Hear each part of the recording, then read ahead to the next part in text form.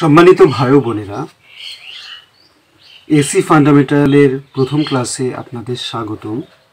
আজকে এসি ফান্ডামেন্টালের প্রথম ক্লাসে আমরা বেসিক কিছু তথ্য নিয়ে আলোচনা করব। আমরা প্রথমেই আলোচনা করব একটি সাইন ওয়েভ বা এসি কারেন্ট বা অল্টারনেটিং কারেন্ট এর ওয়েভ নিয়ে। আমরা এসি ফান্ডামেন্টাল পড়তে গেলে যেটি আমাদের মাথায় প্রথম আসে সেটা হচ্ছে একটি এসি সিগন্যাল। এই সিগন্যালটাকে আমরা সাইন ওয়েভ বলে থাকি। কেন এই সিগন্যালটিকে সাইন ওয়েভ বলা হয় আমরা অনেকেই হয়তো সেটা জানি না, কারণ এই সিগন্যালটি সাইনের সূত্রকে মেনে চলে। আমরা জানি যে এই বিন্দুতে কোণের মান 0, এখানে কোণের মান হচ্ছে 90 ডিগ্রি এবং এখানে হচ্ছে 180 ডিগ্রি, এখানে 270 এবং এখানে 360। এখন আমরা জানি যে একটি পূর্ণ সাইকেল 360 ডিগ্রি হয়। তাহলে আমরা জানব আসলে এটি কীভাবে 360 ডিগ্রি। আসলে আমরা জানি যে সাইকেল এটির অর্থ হচ্ছে চক্র। এখন আমরা এখানে একটা বৃত্ত অঙ্কন করলাম এটি বোঝার সুবিধার্থে।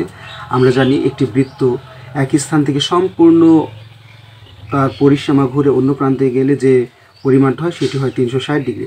এখন এই বৃত্তটিকে যদি আমরা সমান দুভাগে বিভক্ত করি তাহলে তার অর্ধেকই থাকে 180 ডিগ্রি করে, অর্থাৎ এর কিছু অংশ যদি আমরা এইটিকে বিবেচনা করি এবং নিচের অংশটি যদি এই নিচের এই অংশটিকে বিবেচনা করি তাহলে এই অপরের অংশটি হবে 180 ডিগ্রি, নিচের অংশটি হবে 180 ডিগ্রি, মোট 360 ডিগ্রি।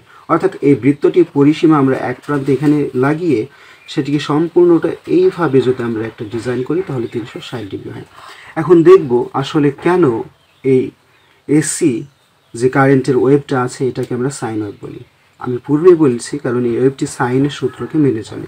সেটি কিভাবে দেখুন, যে এখানে যদি 0 ডিগ্রি হয় আর এখানে যদি এই পর্যন্ত 90 ডিগ্রি হয় তাহলে আমরা দেখব অর্থাৎ এই সাইন ওয়েভটির সর্বোচ্চ মান হচ্ছে এখানে পাবো, অর্থাৎ 90 ডিগ্রিতে হবে। তাহলে দেখি যে আমরা জানি সাইন 0 ডিগ্রি সমান কত হবে, অর্থাৎ সাইন 0 ডিগ্রি বলতে আমরা এই অবস্থানের মান বোঝাচ্ছি। সাইন 0 ডিগ্রি সমান আমরা 0 জানি।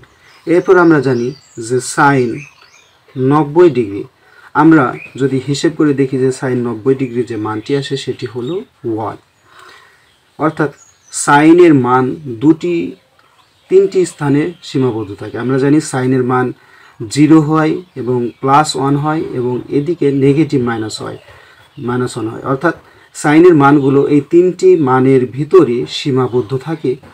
তাই আমাদের এখানে +1 এটি হচ্ছে সাইনের সর্বোচ্চ মান, এর বেশি হবে না অথবা -1 এর কমও হবে না সাইনের মান, অর্থাৎ সাইন 90 ডিগ্রি সমান 1 এটি হচ্ছে সাইনের সর্বোচ্চ মান যেটি সাইনের সূত্রকে মেনে চলছে। এরপর আমরা যদি সাইন 180 ডিগ্রি অর্থাৎ এই স্থানে আমরা দেখতে পাচ্ছি যেটি এক্স অক্ষের উপর অবস্থান করছে এবং এখানে 0 যে ভোল্টেজের মান, এখানে আমরা দেখছি যে ভোল্টেজের মান উপরের দিকে বৃদ্ধি পেলেই ভোল্টেজের মান বৃদ্ধি পাচ্ছে বলা যাবে, অর্থাৎ এই বরাবর কারেন্ট বা ভোল্টেজের মান কিছু বৃদ্ধি পায় না, অর্থাৎ এই অবস্থায় কারেন্ট বা ভোল্টেজের মান 0। তাহলে আমরা বুঝতে পারবো যে সাইন 180 ডিগ্রি যদি আমরা এটিকে হিসেব করি তাহলে সাইন 180 ডিগ্রি যদি আমরা দেখুন সাইন 180 ডিগ্রি যেটির মান আসে 0। এরপর আমরা যদি দেখি যে সাইন এখানে মান হয় 270 ডিগ্রি, অর্থাৎ সাইন যদি আমরা 270 ডিগ্রি দিই তাহলে অবশ্যই তার মান আসতে হবে বিপরীত দিকে 1, অর্থাৎ -1। তাহলে সাইন 270 ডিগ্রি সমান যদি আমরা এখানে বসাই যে সাইন 270 ইকুয়াল দেখুন -1 আসছে। এরপর আমরা যদি আবার সাইন 360 ডিগ্রি বোঝাই তাহলে আমরা দেখতে পাচ্ছি আবার এখানে ভোল্টেজ বা কারেন্টের লেভেল একটি রেফারেন্স অ্যাক্সিসে পড়ে যাচ্ছে, অর্থাৎ 0 হয়ে যাচ্ছে। তাই আমরা আবারও দেখব যে সাইন 360 ডিগ্রি সমান কত হয়। এখন যদি আমরা দেখি সাইন 360 সমান 0, অর্থাৎ উপরোক্ত তথ্যের আলোকে আমরা বলতে পারি যে এই ওয়েভটি সাইনের সূত্রকে মেনে চলে, তাই এটিকে সাইন ওয়েভ বলা হয়। এখন আমরা জানব এই ওয়েভটি থেকে যে সাইকেল কাকে বলে। আমরা প্রথমেই যেটি জানব সেটি হচ্ছে সাইকেল। সাইকেল কি? সাইকেল হলো একটি পরিবর্তনশীল তড়িৎ প্রবাহ, এটি একটি তড়িৎ প্রবাহ বা বৈদ্যুতিক প্রবাহ। একটি পরিবর্তনশীল তড়িৎ প্রবাহ কোনো একদিকে প্রবাহিত হয়ে, মনে করি যে তড়িৎ প্রবাহটি এখান থেকে শুরু হয়ে এই দিক বরাবর প্রবাহিত হচ্ছে এবং এর যে প্রবাহিত হতে সময় লাগবে তাকে আমরা টি ধরেছি, এবং এটি হতে পারে কারেন্ট অথবা ভোল্টেজের একটা ওয়েভ। সেজন্য আমরা এখানে দুটিকেই চিহ্নিত করেছি, যে কোনো একটি আমরা ধরে নেব। এখন এটি একটি পরিবর্তনশীল তড়িৎ প্রবাহ কেন বললাম? কারণ এই প্রবাহটি প্রতিনিয়ত এর মান এবং দিক পরিবর্তন করছে। দেখুন যে এখানে এই ওয়েভটির মান বা সিগন্যালটির মান ছিল 0, আস্তে আস্তে যখন এখানে বৃদ্ধি পেতে থাকছে তখন কারেন্ট বা ভোল্টেজের মানটিও বৃদ্ধি পেতে থাকছে। যখন পৌঁছাতে পৌঁছাতে এই অবস্থানে আসছে তখন আমরা কারেন্ট বা ভোল্টেজের এই ওয়েভটির মান সর্বোচ্চ পরিমাণ পাই। আবার যখন নিচে নামতে থাকে আবার মান কমতে থাকে, এবং বিপরীত দিক থেকে আবার মান -1, -2, -3 এইভাবে সর্বোচ্চতে যায়। আবার নেগেটিভ মানগুলো কমতে কমতে -1, -0তে চলে আসে। 0তে আসার পর আবার এভাবে পুনরাবৃত্তি হতে থাকে, অর্থাৎ এটি একটি পরিবর্তনশীল রাশি। তাহলে আমরা বলতে পারি যে একটি পরিবর্তনশীল তড়িৎ প্রবাহ কোনো একদিকে প্রবাহিত হইয়া শূন্য বিন্দু হতে, এটি হচ্ছে শূন্য বিন্দু হতে সর্বোচ্চ বিন্দু, এবং এই সর্বোচ্চ বিন্দু হতে আবার সর্বনিম্ন বিন্দুতে, এবং বিপরীত দিক থেকে সর্বনিম্ন বিন্দু থেকে সর্বোচ্চ বিন্দু, এবং সর্বোচ্চ বিন্দু থেকে পুনরায় সর্বনিম্ন বিন্দুতে ফিরে আসে, তখন যে তরঙ্গের সৃষ্টি হয় তাকেই আমরা বলি সাইকেল। আশা করি আপনারা এটি বুঝতে পেরেছেন যেটি আসলে কেন সাইকেল হলো।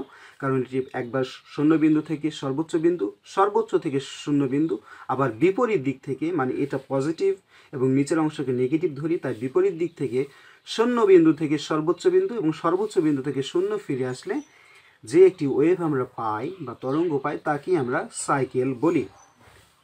এখন আমরা যদি এটিকে বুঝতে পারি তাহলে এখন এই সাইকেল সম্পর্কিত কিছু জ্ঞাতব্য বিষয় আমরা জানব। সেগুলো হলো যে সাইকেলের পর যেটি চলে আসে সেটি হচ্ছে ফ্রিকোয়েন্সি। এই ফ্রিকোয়েন্সি কথাটির সাথে আমরা অনেকেই পরিচিত। আসুন আমরা এটিকে জানি। এটি একটি পরিবর্তনশীল রাশি। আসলে আমরা রাশি কাকে বলি সেটি জেনে নিই। যে এই ভৌত জগতে যা কিছু পরিমাপ করা যায় তাকেই আমরা রাশি বলি। এই যে এখানে একটি আমরা এসি সিগন্যাল দেখতে পাচ্ছি, এটিকেও আসলে পরিমাপ করা যায়, তাই এটিকেও আমরা রাশি বলতে পারি।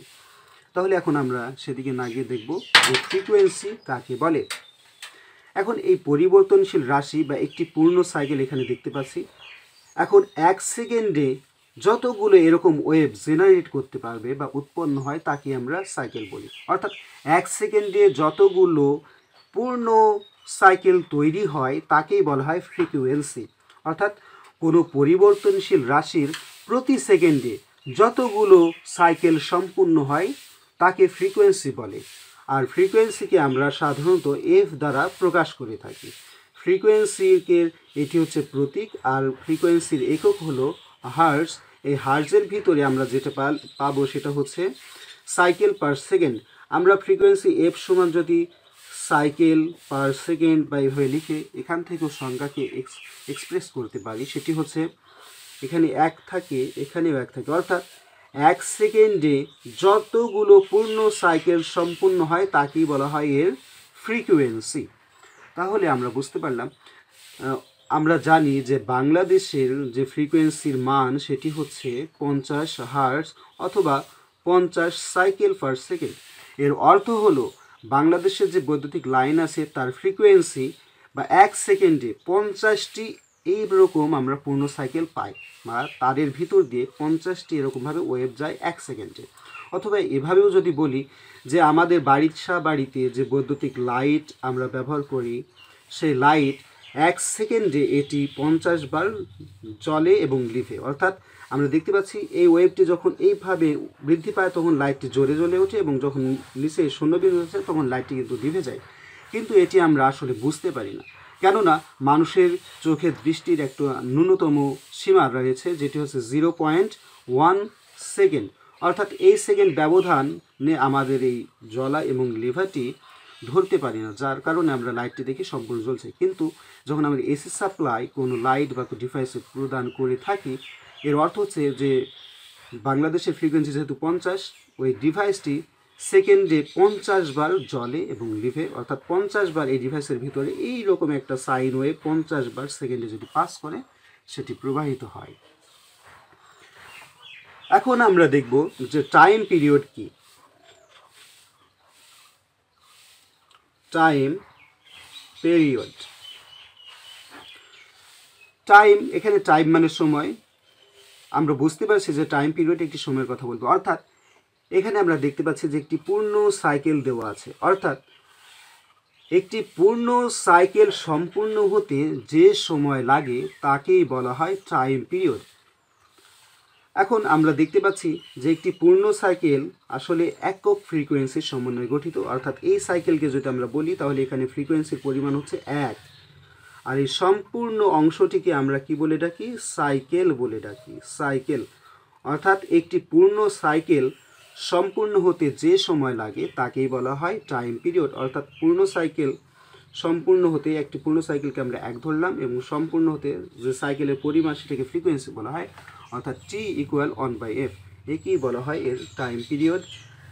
আমরা এখানে দেখতে পাচ্ছি যে টাইমের একক অবশ্যই সেকেন্ড হয়, তাই এখানে আমরা সেকেন্ড বসিয়ে দিলাম একক হিসেবে। এরপর আমরা জানব সেটি হচ্ছে অল্টারনেশন কাকে বলে। অল্টারনেশন,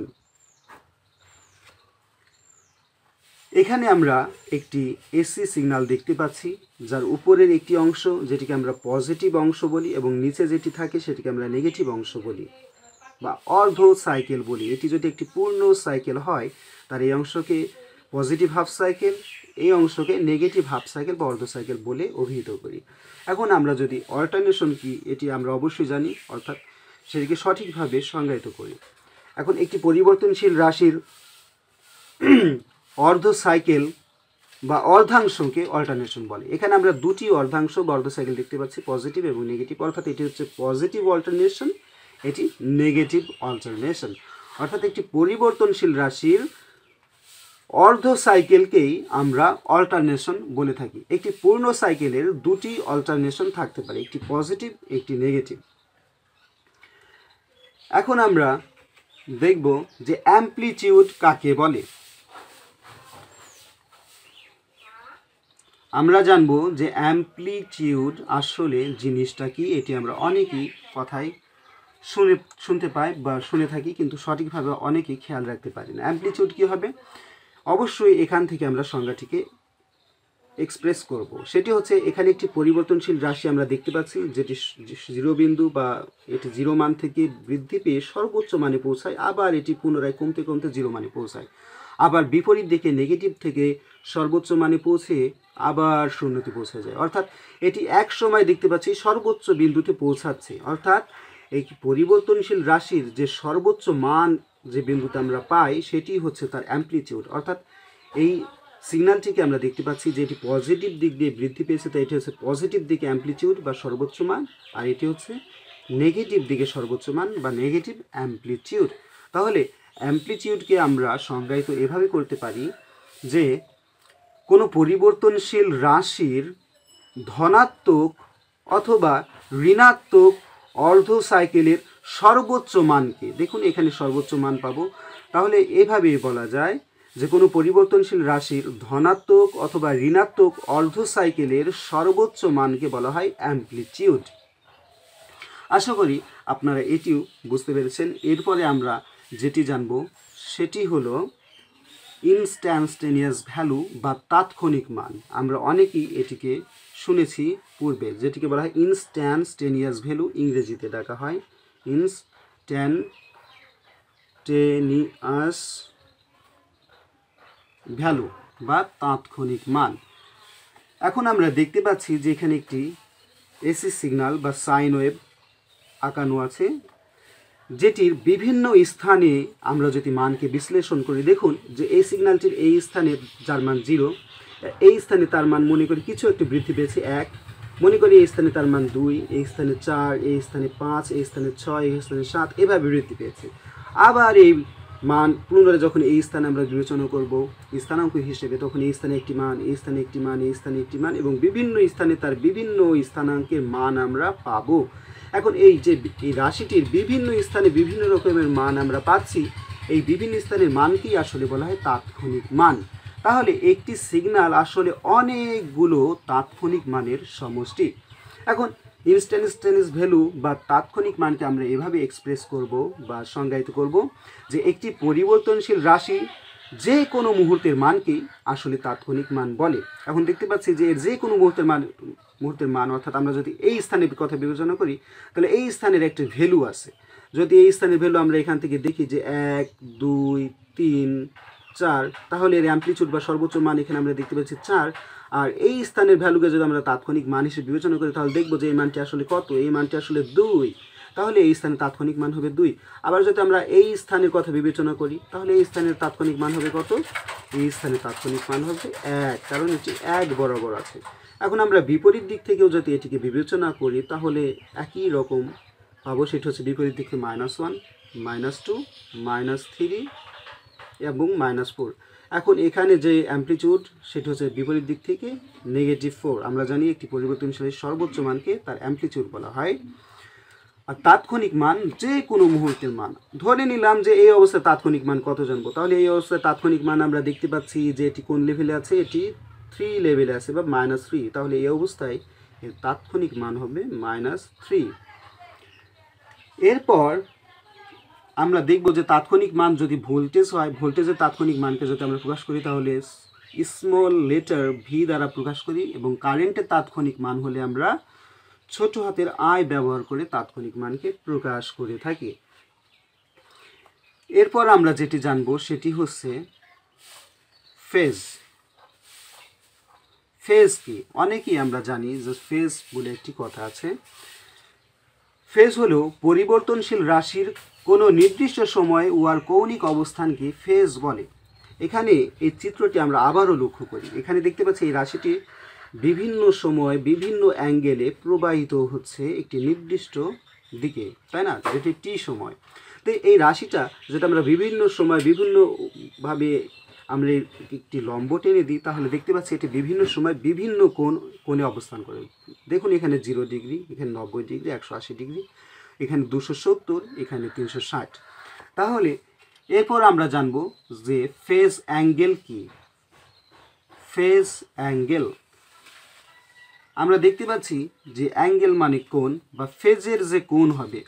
ফেজ কটি জিনিসের হতে পারে, অবশ্যই কারেন্ট এবং ভোল্টেজের দুটি ফেজ হয়। একটি যদি কারেন্টের ওয়েভ হয় আর একটি যদি ভোল্টেজের ওয়েভ হয়, তাহলে দুটি আমরা ফেজ পাবো।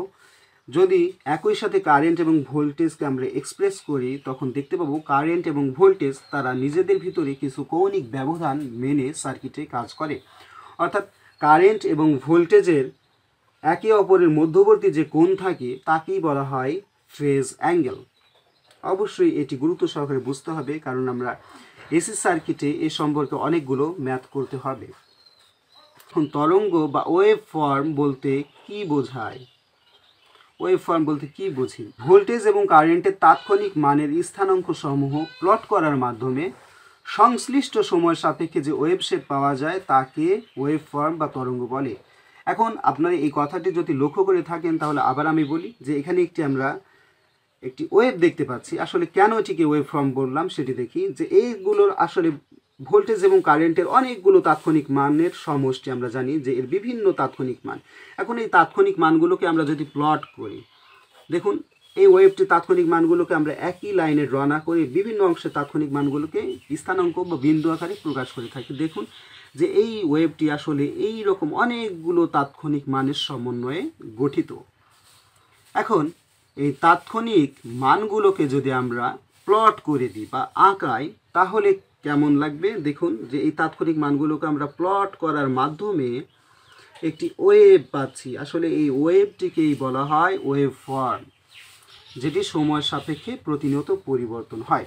তাহলে আপনারা বুঝতে পারলেন যে ভোল্টেজ এবং কারেন্টের তাৎক্ষণিক মানের স্থানাঙ্ক, আমরা তাৎক্ষণিক মানের স্থানাঙ্ক সমূহকে প্লট করার মাধ্যমে সংশ্লিষ্ট সময়ের সাপেক্ষে যে ওয়েভ শেপ পাই তাকেই ওয়েভ ফর্ম বা তরঙ্গ ফর্ম বলে।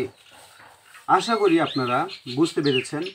এর পরের ভিডিওতে আমরা দেখব যে কিভাবে অ্যাভারেজ ভ্যালু বা গড় মান এবং আরএমএস মান বা ফলিত মানগুলো বের করা হয়। আমার ভিডিওটি যদি ভালো লেগে থাকে তাহলে অবশ্যই আমার চ্যানেলটিকে সাবস্ক্রাইব করবেন এবং বন্ধুদের সাথে শেয়ার করবেন। ধন্যবাদ।